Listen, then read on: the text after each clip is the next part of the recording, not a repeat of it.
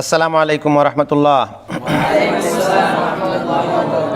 বিসমিল্লাহ আলহামদুলিল্লাহ ওয়াসসালাতু ওয়াসসালামু আলা রাসূলিল্লাহ ওয়া বাদ।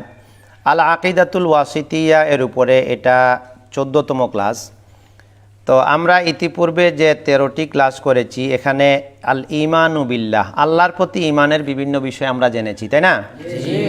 এখন আল্লাহর প্রতি ঈমানের পর্বগুলো প্রায় শেষের দিকে।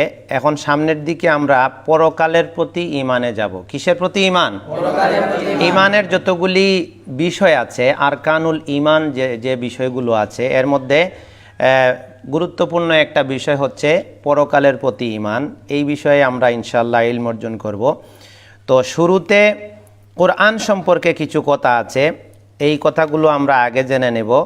তারপরে আল্লাহ সুবহানাহু ওয়া তাআলার দেখা সম্পর্কে অল্প কিছু কথা আছে, এগুলো সম্পর্কে আমরা জানার পরে আমরা পরকালের প্রতি ঈমানে প্রবেশ করব ইনশাআল্লাহ। তো দেখো, ওয়ামিনাল ঈমানে বিহি ওয়া বিকুতুবিহি, আর আল্লাহর প্রতি এবং তার কিতাবের প্রতি ঈমান আনার মধ্যে এটাও আছে যে আল ঈমানু বিআন্নাল কুরআনা কালামুল্লাহ, এই বিশ্বাস রাখা যে কোরআন আল্লাহর কালাম। কোরআন কি? আল্লাহর কালাম।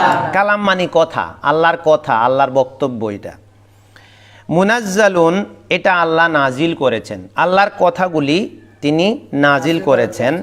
গায়রু মাখলুকিন, কোরআন কোনো মাখলুক বা তৈরিকৃত জিনিস না, এটা কেউ বানায়নি। এটা বলা যাবে না যে কোরআন এটা কারো বানানো জিনিস, এটা মাখলুক। এটা আহলুস সুন্নাহ ওয়াল জামাতের আকীদা নয়। আহলুস সুন্নাহ ওয়াল জামাতের আকীদা হচ্ছে আল কোরআন কালামুল্লাহ, এটা কি? আল্লাহর কথা, আল্লাহর বাণী, আল্লাহর কথা, এটা তিনি নাজিল করেছেন। মিনহু বাদাআ মানে কি? তার থেকে এটা শুরু হয়েছে, মানে আল্লাহর পক্ষ থেকে এটা এসেছে। ও ইলাইহি ইয়াউদু, এবং আল্লাহর দিকে এটা পরে আবার ফিরে যাবে। কোরআন কিন্তু নিশ্চিহ্ন হয়ে যাবে না। সারা পৃথিবীর কোরআন যদি কেউ পুড়েও ফেলায়, তাতেও কোরআন নিশ্চিহ্ন হয়ে যাবে না, কারণ এটা আল্লাহর সিফাত, এটা আল্লাহর কালাম। এটা কাগজে যেমন লেখা আছে ফি সুদুরিল আলিমিন, মানে যারা কোরআনের হিফজ করে, মুখস্থ করে, তাদের অন্তরেও এটা থাকে। কিন্তু যখন এই কিতাবগুলি থাকবে না, কোরআনের কপি থাকবে না, হাফিজরাও থাকবে না, মারা যাবে, তারপরেও কোরআন শেষ হবে না। এটা আল্লাহ যেমন তার কাছ থেকে এসেছিল দুনিয়াতে দিয়েছিলেন, আবার তিনি তার কাছে এটা ফিরিয়ে নেবেন। এই হচ্ছে মিনহু বাদাআ ওয়া ইলাইহি ইয়াউদু, আল্লাহর পক্ষ থেকে কোরআন এসেছে, আরম্ভ সূচনা তার কাছ থেকে হয়েছে। ওয়া ইলাইহি ইয়াউদু, এবং তার দিকে আবার এটা ফিরে যাবে। ওয়া আন্নাল্লাহা তাকাল্লামা বিহি হাকিকাতান, আর আল্লাহ সুবহানাহু ওয়া তাআলা এই কোরআনের মাধ্যমে বাস্তবে কথা বলেছেন। এটা তার কোনো রূপক কথা নয় যে কেউ নকল করে আনলো, বিষয়টা এরকম নয়। এটা তার বাস্তব কথা, তিনি যা বলেছেন কোরআনে সেটাই আছে। ওয়া আন্না হাযাল কুরআন আল্লাযী আনজালাহুল্লাহু আলা নাবিয়্যিহি মুহাম্মাদিন সাল্লাল্লাহু আলাইহি ওয়াসাল্লাম, আর এই যে কোরআন যেটা নাজিল করেছেন আল্লাহ তার নবী মুহাম্মদ সাল্লাল্লাহু আলাইহি সাল্লামের উপর, হুয়া কালামুল্লাহি হাকিকাতান, এটাই হচ্ছে বাস্তবে আল্লাহর কালাম। লা কালামু গায়রিহি, এটা অন্য কারো কালাম নয় বা কথা নয়।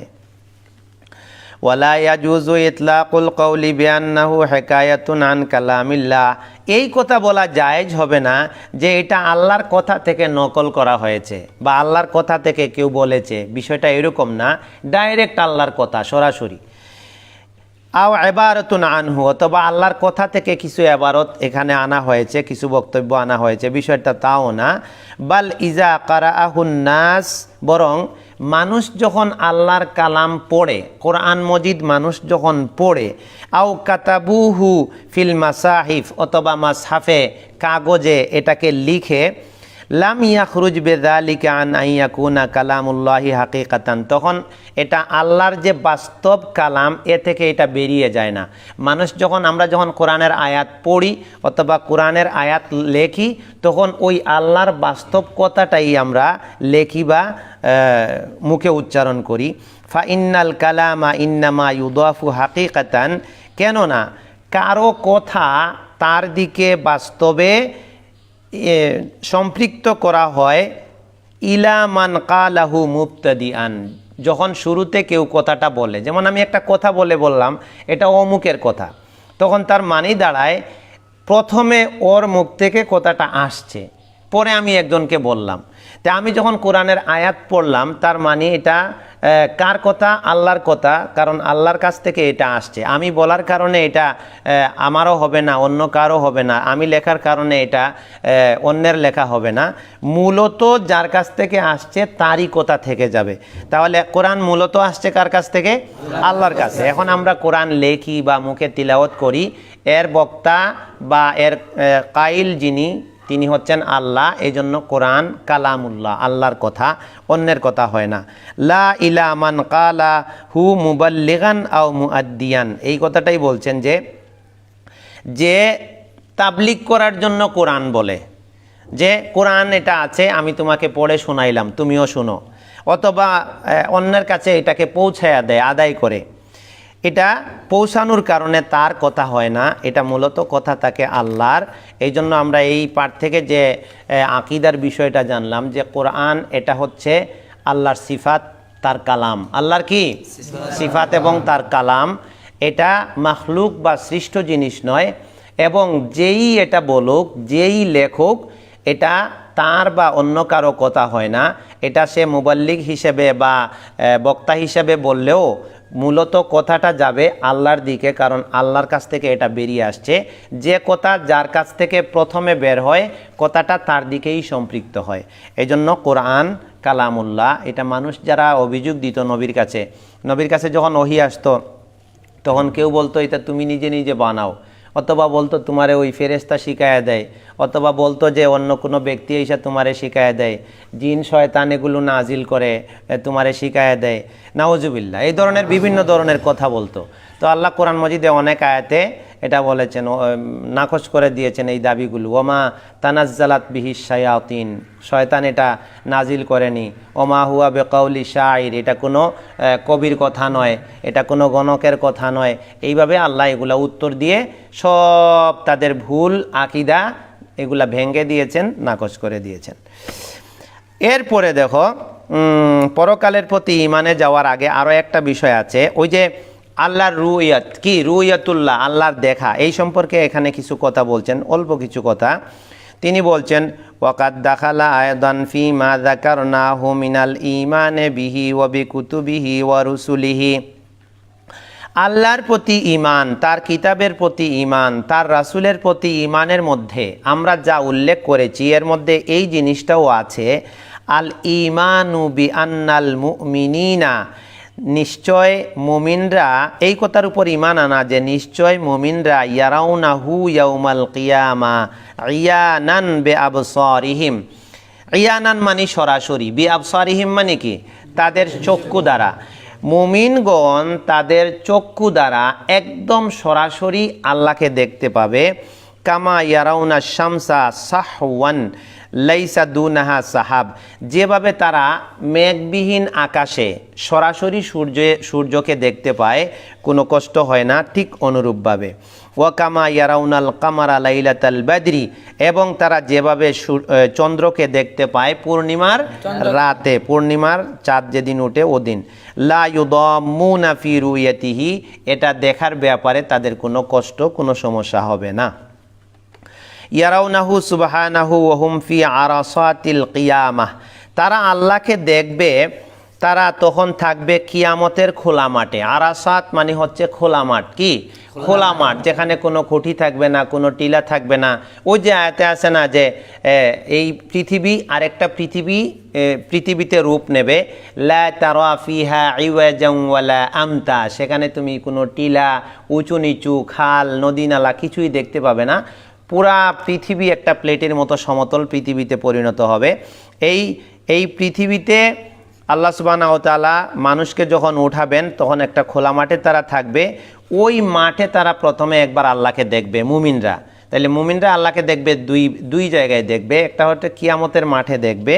সুম্মা ইয়ারাউনাহু বা'দা দুখুলিল জান্নাহ, এরপরে তারা যখন জান্নাতে চলে যাবে মুমিনরা, তখন জান্নাতে আবার দেখবে।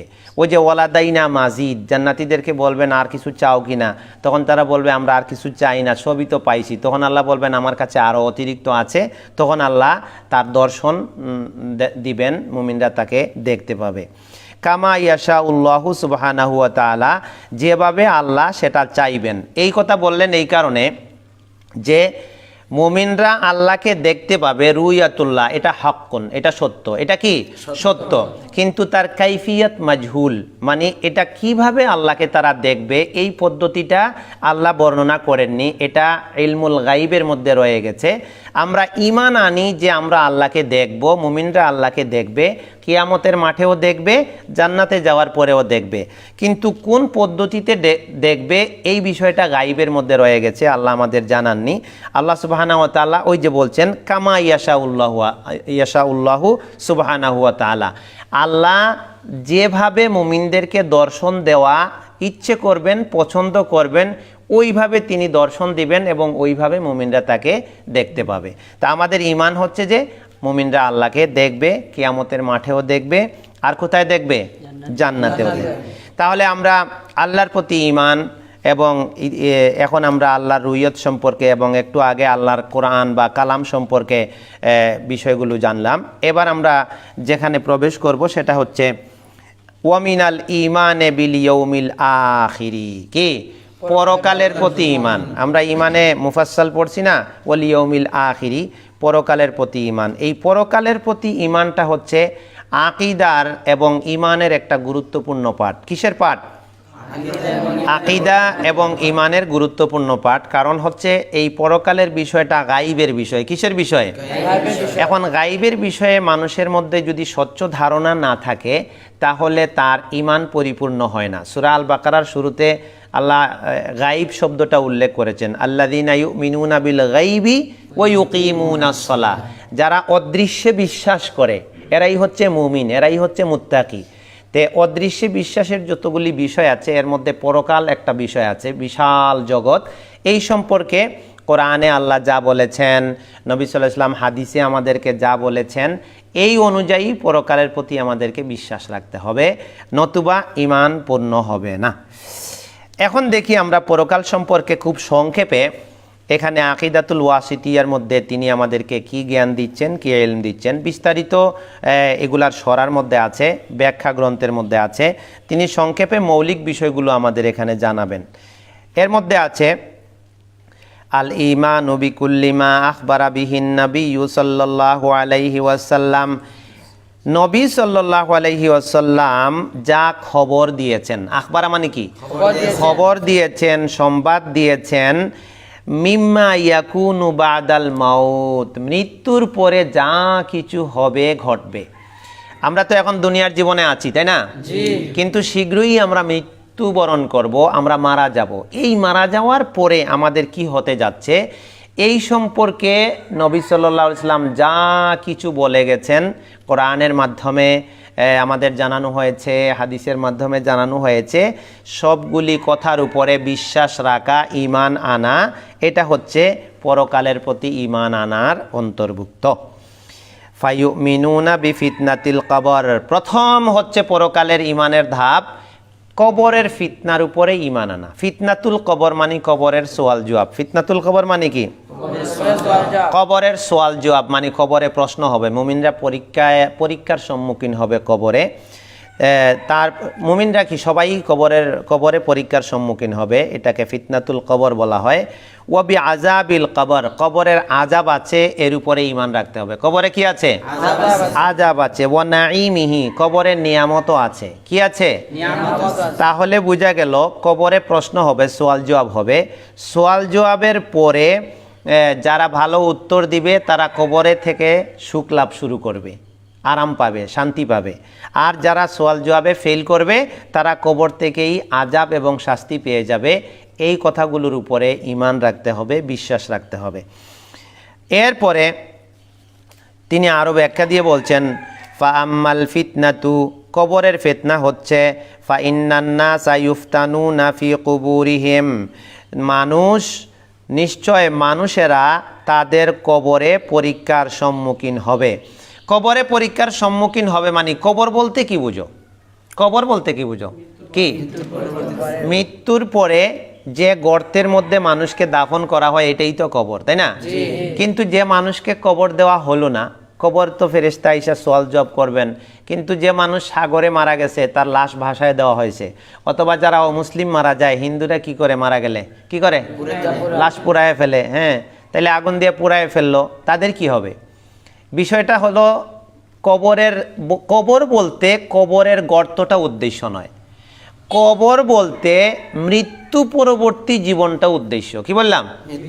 মৃত্যুর পরে মানুষ তার দেহের যাই হোক না কেন, তার দেহ একবারে পুড়াইয়া ফেলুক, তার দেহ পানিতে সাগরে ভাসায় দেখ, আর তার দেহ কবরে দাফন করুক, আর শুলে চড়ায় রাখুক, আর একেবারে চূর্ণ বিচূর্ণ করে ফেলুক, আর যাই করুক, মৃত্যুর পরেই তার এই পরকাল শুরু হয়ে গেল।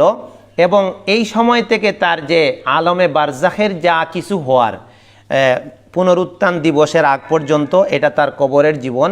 তার একটা কবর তৈরি হবে, কবর দিলেও হবে নাও হবে, ওই সময় সে যা কিছু হওয়ার, অর্থাৎ কবরে থেকে যা হওয়ার, সওয়াল জবাব হবে, উত্তর দিতে পারলে সুখ শান্তি হবে, না দিতে পারলে আজাব হবে, মুগুরের বাড়ি হবে, এটা প্রত্যেকেরই হবে, কবর দেওয়া হোক আর নাই হোক, সবার হবে।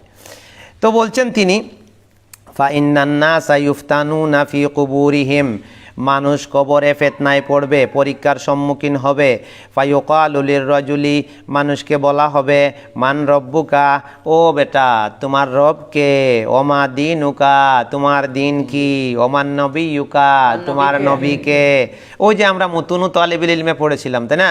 মুতুনু তালিবুল ইলমে এই প্রশ্নগুলোর উত্তর ওখানে আমরা ক্লাস করেছিলাম, ওখানে ওগুলো পড়ানো হয়েছে। এরপরে কি হবে? প্রশ্ন যখন করলো, প্রশ্ন করার পরে মানুষ দুই ভাগে ভাগ হবে। কয় ভাগে ভাগ হবে? এক ভাগকে আল্লাহ সত্যের উপর প্রতিষ্ঠিত রাখবেন কবরে, মানে তারা ভালো ভালো উত্তর দিয়ে দিবে, তখন আরাম শুরু হয়ে যাবে। আর আরেক দল কি বলবে? হা হা লাদ্রি, জানি না, এই যে সামনে আসতেছে এগুলো। ফায়ুসাব্বিতুল্লাহুল্লাযীনা আমানু বিল কওলিস সাবিতি, এরপরে আল্লাহ ইমানদারদেরকে প্রতিষ্ঠিত রাখবেন প্রতিষ্ঠিত কথার উপর। মানে প্রতিষ্ঠিত কথা কি? লা ইলাহা ইল্লাল্লাহ। প্রতিষ্ঠিত কথা কি? এই লা ইলাহা ইল্লাল্লাহর উপরে তারা দুনিয়াতে ছিল, কবরে যাওয়ার পরেও তারা এই সত্য কথার উপর প্রতিষ্ঠিত থাকবে। কিভাবে? তারা বলে দিবে আমার রব আল্লাহ, আমার নবী মুহাম্মদ, আমার দিন হচ্ছে ইসলাম, তারা এটার উপরে দুনিয়াতে চলছে। এই জন্য ফায়াকুলুল মুমিনু, মুমিন বলবে আল্লাহু রব্বি, আমার রব কে? আল্লাহ। ওয়াল ইসলামু দীনি, আমার দিন কি? ইসলাম। ওয়া মুহাম্মাদুন নবিয়্যি, আমার নবী কে? মুহাম্মদ। বাস, সে এখন আরামের মধ্যে চলে যাবে। ওয়া আম্মাল মুরতাব, মুরতাব মানে সন্দেহ পোষণকারী। মুরতাব মানে কি? এরা হলো মুনাফিক, কাফির, আল্লাহর ব্যাপারে স্বচ্ছ ধারণা ছিল না। ওই যে ঈমান, আমরা এই ঈমানের ক্লাসগুলো কেন করতেছি? সবচেয়ে গুরুত্বপূর্ণ ফরজ হচ্ছে ঈমান শিক্ষা করা। কি? ঈমান শিক্ষা করা। নামাজ, সালাত, হজ, যাকাত, সিয়াম, এইগুলার থেকেও গুরুত্বপূর্ণ হচ্ছে ঈমান শিক্ষা করা, ঈমান বুঝা। কারণ ঈমান আকীদা যদি ঠিক থাকে তাহলে সারা জীবনের আমল, যত গুরুত্বপূর্ণ হোক আমল, ওগুলো কাজে লাগবে। আর ঈমান যদি ভুল হয়, ঈমান যদি ঠিক না থাকে, আকীদা যদি ঠিক না থাকে, তাহলে সারা জিন্দেগির সালাত, সিয়াম, হজ কোনো কিছুই কাজে লাগবে না। এই জন্য সবচেয়ে বড় গুরুত্বপূর্ণ ফরজ হচ্ছে আগে ঈমান শিক্ষা করা, ঈমান আনা এবং ঈমানের ইলম অর্জন করা। ফা আলাম আন্নাহু লা ইলাহা ইল্লাল্লাহ, লা ইলাহা ইল্লাল্লাহ, আল্লাহ ছাড়া কোনো ইলাহ নাই, এর ইলম অর্জন করো, তুমি এটা সম্পর্কে জানো।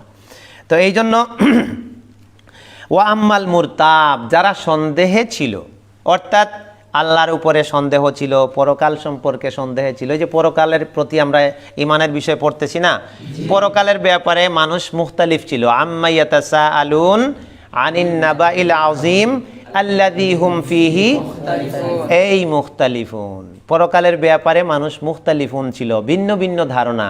কেউ মনে করতো পরকাল বলতে কিছুই নাই, ইন হিয়া ইল্লা হায়াতুনাদ দুনিয়া নামুতু ওয়া নাহইয়া, জীবন বলতে দুনিয়ার জীবন, এইখানেই জীবন, এইখানেই মরণ, পরকাল বলতে কিছু নাই, এটা ছিল কারো কারো ধারণা।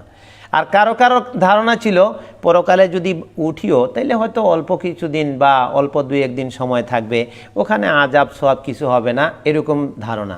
অথবা কারো ধারণা ছিল যে পরকালে যদি হিসাব নিকাশ হয়ও তাহলে আমাদের ওই যে দুনিয়ায় যা পেয়েছি পরকালেও আমরা তাই পাবো। লা উতাইয়ান্না ওয়াকালা লা উতাইয়ান্না মালাম ওয়া ওয়ালাদা। তাদের আকীদা ছিল এরকম যে দুনিয়াতে সম্পদ আছে, বিপদ থেকে বাঁচতে পারি, জনবল আছে, আমার দলের লোক আছে, আমার সন্তান সন্ততি আছে, আমার বংশের লোক আছে, আমি এদের মাধ্যমে বেঁচে যেতে পারি।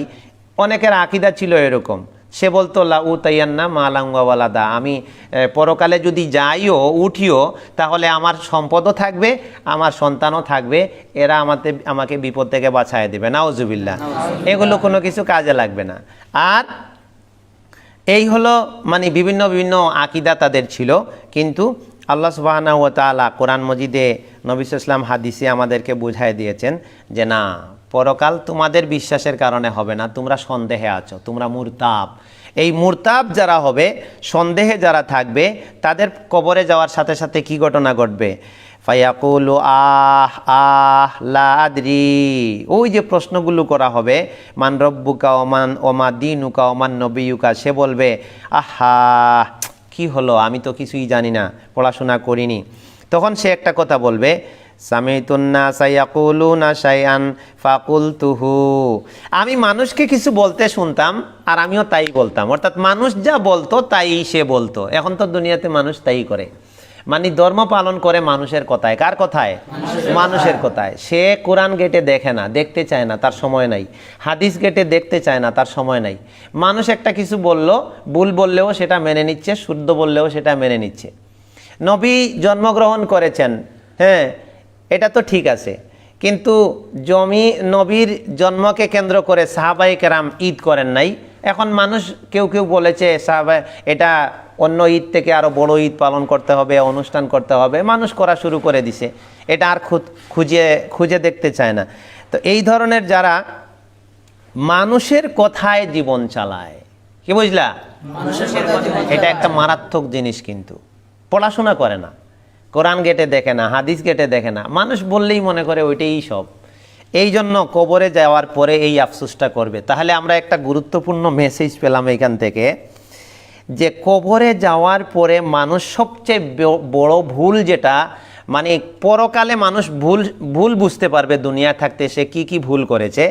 তাইলে কবরে যাওয়ার পরে প্রথম যে ভুলটা তার কাছে ধরা পড়বে দুনিয়ায় সে যে ভুল করেছে, সেটা হচ্ছে সামিতুন নাসা ইয়াকুলুনা শাইআন ফাকুলতুহু।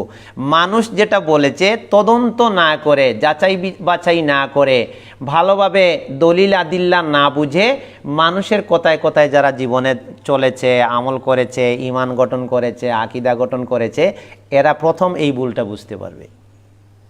বুঝছো এবার? এই জন্য পড়াশোনা করতে হবে। এই সকল দার্সে ঘন্টার পর ঘন্টা বসে থাকতে হবে। এই 2-1 মিনিটের টিকটক ভিডিও দিয়ে কোনো লাভ হবে না। 2-1 মিনিটের ভিডিও দিয়ে কি ইসলাম হবে? আর 2-1 মিনিটের ক্লাস দিয়ে কি ইসলাম হবে? একটা হাদিস দিয়ে কি ইসলাম হবে? এই ইসলামকে বোঝার জন্য এটা হচ্ছে জীবনের সবচেয়ে বড় কাজ। এটা কি কাজ? জীবনের সবচেয়ে বড় কাজ। এর উপরে আর কাজ নাই যে আমি ইসলাম শিখব। তুমি কয় প্লেট ভাত খাও? তুমি একসাথে 2টা পোশাক পরতে পারো? 2 বিছানায় শুইতে পারো? এত সময় আল্লাহ কেন দিছেন? আল্লাহকে চেনার জন্য, আল্লাহকে জানার জন্য, ইসলামকে বুঝার জন্য। পরকালে মানুষ প্রথমে কবরে যাওয়ার পরেই এই আফসোসটা করবে, আহারে পড়াশোনা কেন করলাম না, মানুষের কথায় কান দিয়া কেন চলছিলাম এতদিন। বুঝছো মৌলবী? এবার বুঝে আসছে? মানুষের কথায় আর হুজুরের কথায় চলবে না। নিজে ইলম অর্জন করতে হবে। কোরআনের আয়াতে আল্লাহ কি বলেছেন দেখতে হবে, হাদিসে নবী কি বলেছেন দেখতে হবে। আর যদি কারো কথা মানো তাহলে ওর কাছ থেকে তদন্ত করতে হবে যে ভাই আপনি যে বললেন কোন আয়াত থেকে বলছেন, কোন হাদিস থেকে বলছেন, আবার হাদিসটা সহি কিনা, আপনি যেটা বুঝাইছেন এটা কি আপনার নিজের বুঝ না সালাফদের বুঝ থেকে বুঝাইছেন, আমাদের সাহাবারা যেভাবে বুঝেছেন, আমাদের পূর্ববর্তী ওলামায়ে কেরাম যেভাবে বুঝছেন ওইভাবে না, নিজে নিজে একটা বুঝাচ্ছেন। এইগুলা বুঝে তারপরে আমল ঈমান গঠন করে ওইভাবে দুনিয়াতে চলতে হয়, নাইলে কিন্তু বিপদ, কবরে গেলেই বিপদ। এই যে সে বলতেছে সামিতুন নাসা ইয়াকুলুনা শাইআন ফাকুলতুহু, আমি নিজে পড়াশোনা করিনি, ভালো কিছু শিখিনি, দার্সেও বসিনি, মানুষে একটা কিছু বলতো আর আমিও এরকম মানতাম। এই কারণে সে এখন কি হচ্ছে, তার বিপদটা কি দেখো, ফায়ুদরাবু বেমিরজাবাতিন মিন হাদিদিন। ইউদরাবু মানি মারা হবে, মির্জাবাতুন মানি হচ্ছে হাতুড়ি, কি হাতুড়ি, আর হাদিদ মানি বুঝো কোরআন মাজিদে একটা সূরা আছে, সূরার নাম কি বলতো, হাদিদ, লোহার সূরা। ওয়ানজালনাল হাদিদা ফিহি বাসুন শাদীদ ওয়া মানাফিউ লিন-নাস। আল্লাহ লোহা নাজিল করেছেন, এটার মধ্যে শক্তি আছে, মানুষের উপকারও আছে। শক্তি কি, এটা দিয়া বর্ম বানায়, বিভিন্ন অস্ত্র বানায়, হ্যাঁ, বিভিন্ন শক্তিশালী জিনিস বানানো হয়, এটা হচ্ছে লোহার শক্তি। তো এবার শুরু হয়ে গেল মুগুরের বাড়ি। কি শুরু হয়ে গেল, মুগুরের বাড়ি। তাইলে পড়াশোনা না কইরা বইসা থাকো সবাই, আর সবাই খালি দুনিয়ার কাজকাম নিয়ে ব্যস্ত থাকো, আর এই সব দার্সে বসার দরকার নাই, ক্লাস করার দরকার নাই। মানুষ তো তাই করে, লক্ষ লক্ষ মানুষ কার পিছনে ছুটছে, কবরে যাওয়ার পরেই মুগুরের বাড়ি। তখন খালি বলবে, আহারে দুনিয়ায় পড়াশোনা কেন করলাম না, ইলমের দার্সে কেন বসলাম না, কেন শিখলাম না। তারপরে কি হবে, ফায়াসিহু সাইহাতান ইয়াসমাউহা কুল্লু শাইইন ইল্লাল ইনসান। ফায়াসিহু সাইহাতান, সে চিৎকার মারবে, কি মারবে, চিৎকার মারবে। আল্লাহু আকবার। এই চিৎকারের আওয়াজ, ইয়াসমাউহা, এই চিৎকারের আওয়াজটা শুনতে পাবে, কুল্লু শাইইন মানে কি, প্রত্যেকটা জিনিস, ইল্লাল ইনসান, মানুষ ছাড়া। শুধুমাত্র মানুষ শুনবে না, এই কবরের মুগুরের বাড়ির যে চিৎকার, তোমার এখন বাড়ি একটা দিলে তুমি চিল্লাবা না, আই রে কান্নাকাটি শুরু করবা, তে ওইটা হইল লোহার মুগুর। বেতের বাড়ি সহ্য হয় না, আর এটা হইল লোহার মুগুর। মুগুর মানে কি, যেটা দিয়া লোহা পিটায়, হ্যাঁ, লোহার মধ্যে লোহা পিটায়, লোহা দিয়া। এই মুগুরের বাড়ির পরে যে চিৎকার বের হবে, এই চিৎকার মানুষ ছাড়া সবাই শুনতে পাবে। মানুষ শুনলে কি হইতো, মানুষ শুনলো না কেন, এখানে ওইটা নাই, সরার মধ্যে ব্যাখ্যার মধ্যে আছে, অন্য হাদিসে আছে যে নবী সাল্লাল্লাহু আলাইহি ওয়াসাল্লাম বলেছেন, মানুষ শুনতে পেত, কিন্তু মানুষ শুনলে মানুষ ভয়ে লাশ দাফন করা বাদ দিয়ে দিত। লাউলা আনতা দাফানু, মানুষ ভয়ে লাশ দাফন করতো না, কেউ না, ভয় পাই যাবো না, লাশ দাফন করা মানুষ বন্ধ করে দিত। এই জন্য মানুষকে এই আওয়াজ শোনানো হয় না। আর আত্মীয় স্বজনরা বেশি অস্থির হয়ে যাবে, এই জন্য এটা শোনানো হয় না। ব্যাখ্যার মধ্যে কয়েকটা কারণ বলা হয়েছে যে মানুষ কেন শুনে না। আর সবচেয়ে বড় কারণ হলো যে কবরের আযাব যদি মানুষ শুনে, তাহলে এটা আর গায়েবের বিষয় থাকে না, এটা তো দৃশ্যমান হয়ে গেল। বুঝো না এই কথা, দেখা হয়ে গেল। কবরের আযাব তো পরকাল না, কবরটা কি আখেরাতের প্রতি ঈমান, আর আখেরাতের প্রতি ঈমান তো গায়েবের বিষয়, যেটা দেখা যায় না। গায়েব মানে কি, যেটা দেখা যায় না, আর যেটা দেখা যায় সেটা আর গায়েব থাকে না। এই জন্য মানুষ তো এই দুনিয়াতে পরীক্ষার জায়গায় আছে। কোথায় আছে, যেমন পরীক্ষার জায়গায় যদি কবরের আযাব সব দেখায় দেওয়া হয়, তাইলে তো আর এটা গায়েব থাকে না। এই জন্য মানুষকে কবরের এই মুগুরের বাড়ির চিৎকার এগুলা শোনানো হয় না, কিন্তু আর সবাই, গাছপালা, নদী নালা, সবাই শুনতে পায়। পশু পাখি, গরু ছাগল মহিষ, সবাই শুনতে পায়। তারপরে কি, ইয়াসমাউহা কুল্লু শাইইন ইল্লাল ইনসান, মানুষ ছাড়া সবাই শুনতে পায়। লাউ সামিআহাল ইনসানু লাসাইকা, মানুষ যদি শুনতে পেত, সাইকা মানে বুঝো, হ্যাঁ, সাইকা মানে বেহুশ হয়ে যেত। সাইকা মানে কি, হুশ জ্ঞান থাকতো না। ওই যে ফাসাইকা মান ফিস সামাওয়াতি ওয়াল আরজ, সিংহায় ফুঁক দেওয়া হবে, সবাই বেহুশ হয়ে যাবে।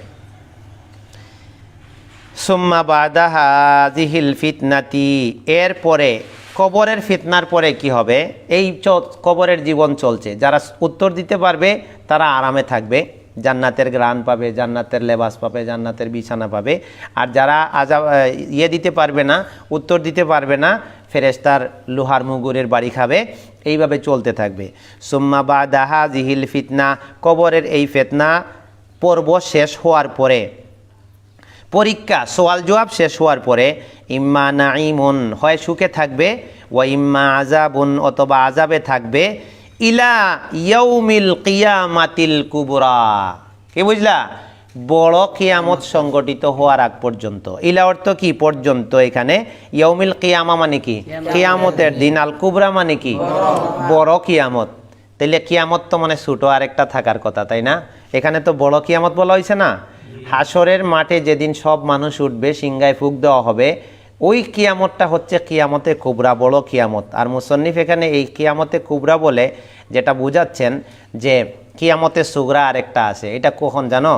মান মাতা ফাকাদ কামাত কিয়ামাতুহু, যে মানুষ যেদিন মারা যায় ওই দিন তার ছোট কিয়ামত ঘটে। বুঝছো এবার? ছোট কিয়ামত কোন দিন হয়? আমি যেদিন মারা যাব সেদিন আমার ছোট কিয়ামত হবে। তুমি যেদিন মারা যাবা সেদিন তোমার ছোট কিয়ামত ঘটবে। আর যেদিন সবাই কবর থেকে উঠবে, হাসরের মাঠে এক জায়গায় জমা হবে, ওই দিন হবে বড় কিয়ামত। এই হচ্ছে ইলা ইয়াউমিল কিয়ামাতিল কুবরা। এই কবরের সুখ অথবা শাস্তি চলমান থাকবে ওই কিয়ামত, বড় কিয়ামত হওয়া পর্যন্ত। তারপরে বড় কিয়ামত যেদিন ঘটে যাবে, সিংহায় ফুৎকার দেওয়া হবে। এক ফুৎকারে সবাই বেহুশ হয়ে যাবে, আর এক ফুৎকারে সব লন্ডভন্ড হয়ে যাবে, আর এক ফুৎকারে সবাই কবর থেকে উঠবে। এই যে উঠবে, ফাতুআদুল আরওয়াহু ইলাল আজসাদ, তখন রূহ সমূহ, তুআদু মানে ফিরিয়ে দেওয়া হবে। তুআদু মানে কি? ফিরিয়ে দেওয়া হবে। আল আরওয়াহু মানে কি? রূহ সমূহ, আত্মা। আমাদের আত্মা আছে বিদায় আমরা জীবনে চলতে পারতেছি। রূহ বেরিয়ে যাবে, তখন আমাদের নাম কি হবে জানো? লাশ। রূহ বেরিয়ে গেলে কি হবে? তখন আর আমি আব্দুর রহমান থাকবো না, আর তুমি আব্দুল্লাহ আর আব্দুল্লাহ থাকবা না, সবার নাম হয়ে যাবে কি? লাশ। এই রূহটা যে বেরিয়ে গেল আমাদের থেকে, এই রূহটা আবার এই দেহে ফিরে আসবে কবে? ওই যে বড় কিয়ামত যেদিন ঘটবে সেদিন। ফাতুআদুল আরওয়াহু ইলাল আজসাদ, কবরেও ফিরাইয়া দেওয়া হয় সওয়াল জবাবের জন্য। তারপর আবার কিয়ামতের দিনও ফিরাইয়া দেওয়া হবে বডিতে। যে বডি আমাদের আছে ওই বডিতে আল্লাহ সুবহানাহু ওয়া তাআলা কি করবেন? রূহগুলোকে ফিরাইয়া দিবেন। ওয়া তাকুমুল কিয়ামাতুল্লাতী আখবারাহাল্লাহু বিহা ফি কিতাবিহি ওয়া আলা লিসানি রাসূলিহি। এই প্যারা পরে আমরা শেষ করব আজকের ক্লাস। যে কিয়ামত সংগঠিত হবে সেটা সেই কিয়ামত যে কিয়ামতের কথা আল্লাহ তার কিতাবে বলেছেন। কি বলেছেন? কিতাবে বলেছেন না? আল হাক্কা তুমাল হাক্কা ওয়া মা আদরাকা মাল হাক্কা, প্রকম্পনকারী বিষয়, ধাক্কা দেওয়ার বিষয়। ইয়াউমা তাকুমুস সাআ, যেদিন কিয়ামত সংগঠিত হবে। এই সেই কিয়ামত যেটা আল্লাহ তার কোরআনের মাধ্যমে এবং নবী সাল্লাল্লাহু আলাইহি ওয়াসাল্লাম তার জবানে হাদিসের মাধ্যমে আমাদের বলে গেছেন, আমরা যেটা পাই। ওয়া আজমা আলাইহাল মুসলিমুন, এবং সমস্ত মুসলিমরা এই কথার উপরে একমত যে কিয়ামত বলতে একটা কিছু ঘটতে যাবে। ফায়াকুমুন নাসু মিন কুবুরিহিম লিরাব্বিল আলামিন, তখন ইয়াকুমুন নাসু, মানুষ উঠবে, মিন কুবুরিহিম, তাদের কবর থেকে, লিরাব্বিল আলামিন মানে কি? জগতের প্রতিপালক আল্লাহর উদ্দেশ্যে মানুষ কবর থেকে উঠবে। সবাই আল্লাহকে খুঁজবে কবর থেকে উঠে, আহারে আল্লাহর কাছে যাব। সবাই আল্লাহর দিকে দৌড় দিবে কবর থেকে উঠে। তাদের অবস্থা তখন কেমন হবে দেখো, তিনটা অবস্থা বলছেন। হুফাতান উরাতান গুরলান। হুফাতান মানে হচ্ছে খালি পায়ে, পায়ে কিছু থাকবে না, না জুতা আছে, না মোজা আছে, না স্যান্ডেল আছে, কিছুই নাই। কবর থেকে উঠছে মানুষ, ওখানে তার শোরুম নাই, দোকান নাই, জুতাও নাই, মোজাও নাই। উরাতান, শরীরেও কোনো পোশাক থাকবে না। গুরলান, গুরলানের অর্থ বুঝো, এটা কঠিন শব্দ, হয়তো পারবা না। গুরলানের অর্থ হচ্ছে খতনাবিহীন অবস্থায়। আমরা দুনিয়াতে জন্মগ্রহণ করি খতনা ছাড়া। আমাদের কিছু বয়স হওয়ার পরে বা জন্মের পরে খতনা করায় দেওয়া হয়, মানে একটা চামড়া ওটা কেটে ফেলে দেওয়া হয়। কিন্তু আল্লাহ বলেছেন কোরআনে, কামা বাদা আকুম তাউদুন, তোমরা যেভাবে সৃষ্টির সূচনায় দুনিয়াতে আসছো ঠিক ওইভাবে আবার হাসরে তোমাদেরকে ফিরায় আনবো, ঠিক সেম, কোনো কিছু বাদ নাই। তাইলে খতনা করে যে অংশটা কাটা হয়েছিল, এই গুরলান মানে হচ্ছে খতনাবিহীন, মানে ওই খতনাবিহীন অবস্থায় আবার হাসরের মাঠে ওঠা লাগবে। সুবহানাল্লাহ। চিন্তা করছো এবার বিষয়, কিভাবে আল্লাহ মানুষকে আবার উঠাবেন? তাহলে জুতা থাকবে না পায়ে, আর কি থাকবে না? পোশাক থাকবে না, তারপরে খতনাবিহীন অবস্থায়। তাহলে তো একটা কথা মনে আসতে পারে, আয়েশা রাদিয়াল্লাহু আনহা এই হাদিস শোনার পরে নবীকে জিজ্ঞেস করলেন, ইয়া রাসূলুল্লাহ, আমরা তো পোশাক পরে থাকি শালীন অবস্থায় একে অপরের সাথে, তো মানুষ হাসরের মাঠে পোশাকবিহীন অবস্থায় থাকবে, তাইলে একজন আরেকজনের সাথে দেখবে, একজন আরেকজনকে দেখবে, বিষয়টা কেমন হয়ে গেল না? তখন নবী সাল্লাল্লাহু আলাইহি ওয়াসাল্লাম বলছেন কি জানো, আয়েশা শুনো, তোমার মাথায় এখন যে চিন্তাটা আসছে, হাসরের মাঠে মানুষের মাথায় ওই চিন্তা আসবে না। কেন? মানুষ সেদিন চিন্তায় থাকবে, আল্লাহ কোথায় উঠলাম, কার সামনে গেলাম, কি হিসাব দেব, আমলনামা কোথায় আসতেছে, বিচারের মাঠে বাঁচতে পারতেছি কিনা, ফুলসিরাত পার হইতে পারতেছি কিনা, জান্নাতে যাচ্ছি না জাহান্নামে যাচ্ছি। এই যে একটা ব্যস্ততার মধ্যে মানুষ পড়ে হাহুতাশ করতে থাকবে, কে কাপড় পরে আছে আর কে উলঙ্গ পরে আছে ওটা চিন্তা করার তার সময় নেই, মাথায় ওই চিন্তাই ঢুকবে না। মানুষের দিকে তাকানোর তার টাইম নাই, সে তার নিজের পরিণামের দিকে তাকায়া বেহুশ হয়ে আছে।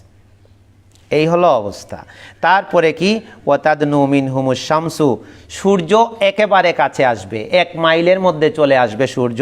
ওয়াতালজামুহুমুল আরাকু, ঘাম একেবারে মানুষকে গলা পর্যন্ত ডুবাইয়া দেবে। কারো পায়ের টাকনো, কারো পায়ের হাঁটু, কারো কোমর, কারো বুক, কারো একবারে গলা পর্যন্ত ঘামে ডুবাইয়া দেবে। মানে সূর্যের তাপে এত গরম হবে পরিবেশটা, গরম মানুষ সহ্য করতে পারবে না, সবার শরীর থেকে ঘাম হবে, ঘামের মধ্যে যেন সাঁতার কাটতে হবে, এরকম একটা অবস্থা। আল্লাহু আকবার। তাহলে এই ধরনের ভয়ঙ্কর একটা পরিস্থিতির মুখে আমরা যাচ্ছি সামনের দিকে, কিন্তু দুনিয়ার মানুষ আমরা এমন হয়ে গেছি যে আমরা মুখে বলি আখেরাতের প্রতি আমরা ঈমান এনেছি, কিন্তু কাজে কর্মে আমরা ওইভাবে চলি না।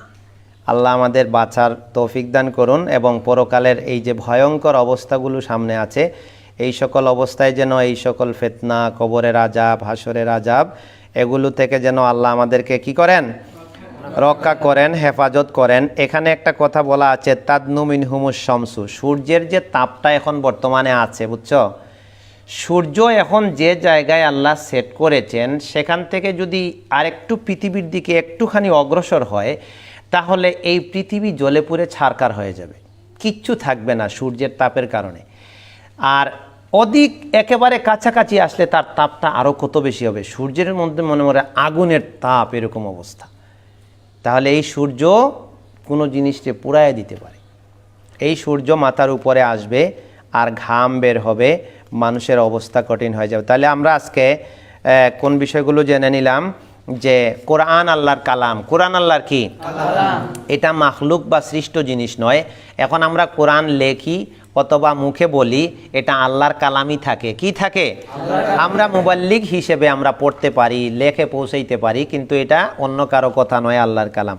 তারপরে আমরা কি জানলাম, যে আমরা আল্লাহকে দেখতে পাবো কয় জায়গায়, মুমিনরা আল্লাহকে কয় জায়গায় দেখবে, হাসরের মাঠে দেখবে আর জান্নাতে দেখবে।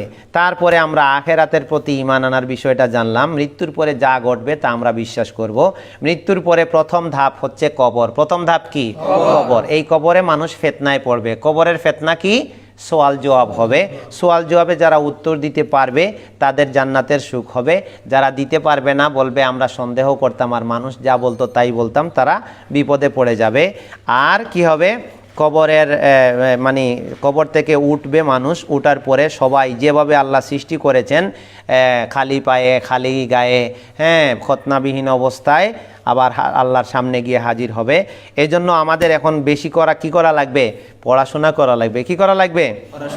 আকীদার পড়া, ইমানের পড়া, ভুল আকীদা থেকে বাঁচার জন্য এগুলোকে জানা, এগুলো পড়াশোনা করে দিন সম্পর্কে ব্যাপক ইলম অর্জন করে ইমানের উপরে থাকতে হবে। তাহলে আমরা পরকালে শান্তি পাবো, নাজাত পাবো। না হলে আমাদেরও ওই ধরনের বিপদ হবে। আল্লাহ আমাদের রক্ষা করুন, আমিন। এবং বেশি বেশি সময় ইলম অর্জনের জন্য ব্যয় করতে হবে, অলসতা করা যাবে না। এই জন্য আল্লাহ আমাদেরকে তৌফিক দান করুন, আমিন। সুবহানাকাল্লাহুম্মা ওয়া বিহামদিক, আশহাদু আল্লা ইলাহা ইল্লা আনতা আস্তাগফিরুকা ওয়া আতুবু ইলাইক।